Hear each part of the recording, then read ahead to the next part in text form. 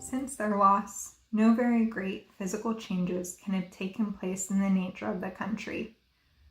What then has exterminated so many living creatures?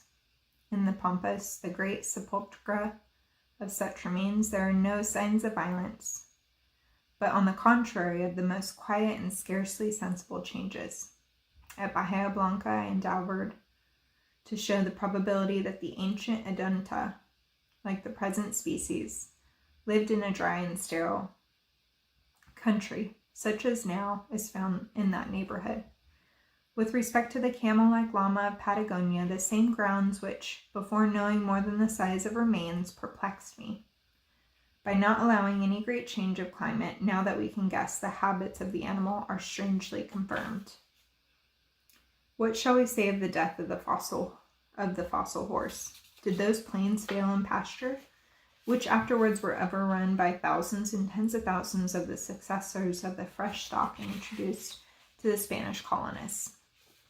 In some countries, we may believe that a number of species subsequently introduced by consuming the food of the antecedent races may have caused their extermination, but we can scarcely credit that the armadillo has devoured the food of the immense megatherium, the capybara of the toxodon, or the guanaco of the camel-like kind.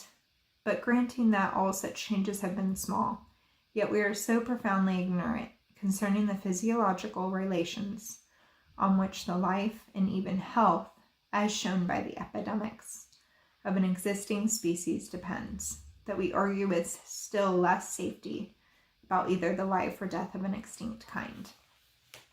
One is tempted to believe in such simple relations as variation of climate and food, or introduction of enemies, or the increased numbers of other species, as the cause of the succession of races.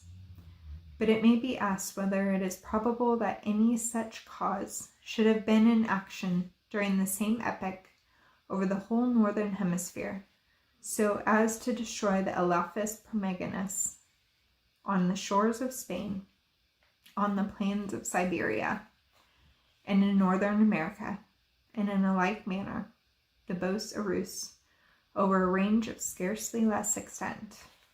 Did such changes put a period to the life of the mastodon and gustodons, and of the fossil horse, both in Europe and on the eastern slope of the Cordillera in Southern America?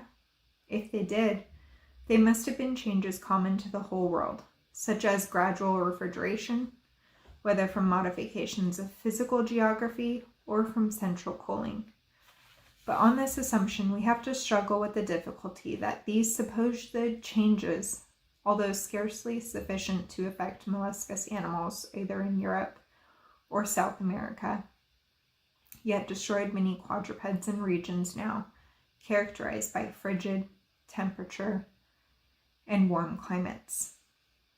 These causes or cases of extinction forcibly recall the idea, I do not wish to draw any close analogy, of certain fruit trees, which it has been asserted through grafted on young stems, planted in varied situations, and fertilized by the richest manures, yet at one period have all withered away and perished.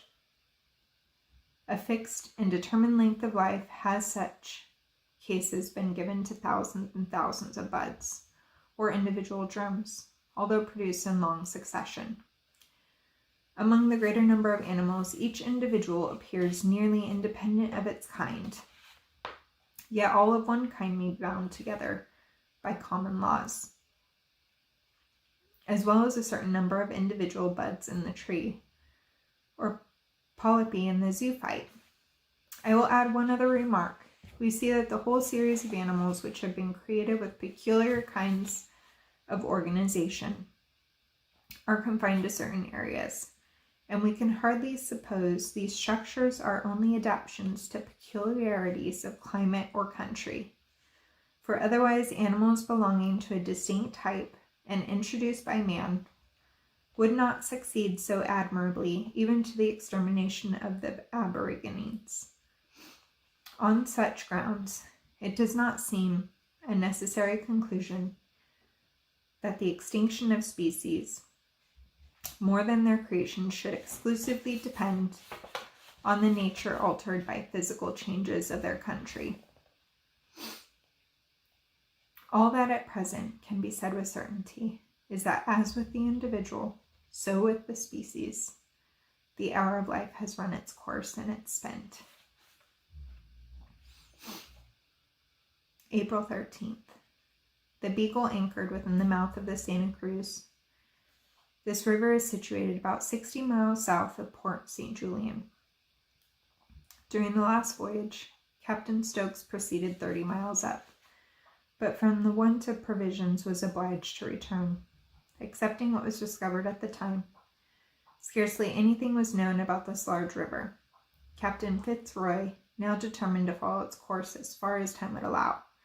On the 18th, 3 whaleboats started, carrying 3 weeks' provisions, and the party consisted of 25 souls, a force which would have been sufficient to have defied a host of Indians.